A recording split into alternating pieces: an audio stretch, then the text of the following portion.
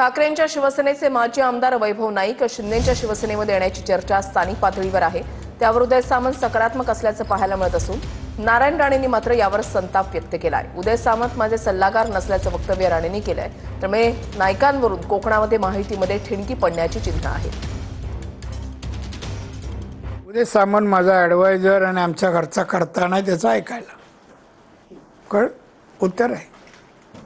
मी परवानगी दिल्याशिवाय कोणी त्याला किती आता हे कधी मी सांगेल एकनाथ शिंदेच्याकडे मुख्यमंत्री बाहेर बसलेला असायचा मला घ्या आणि इथे बोर्ड लावता निष्ठावान शिवसैनिक। हा इथे या नदी आहे ना नदीच्या बाजूला बोर्ड निष्ठावान। मला उलट एकनाथ बोला दादा बघा ना तो वैभव बसलाय मेला नाही मी नाही तडजोड कर बाकी सगळ्यांना करेन नाही करणार।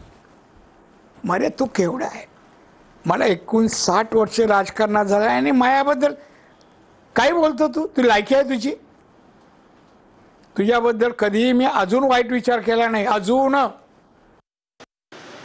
माझं पूर्ण जर पत्रकार परिषद आपण बघितली असेल किंवा माझं म्हणणं बघितलं असेल त्याच्यामध्ये वैभव नाईक हे माझे कॉलेजपासूनचे मित्र आहे।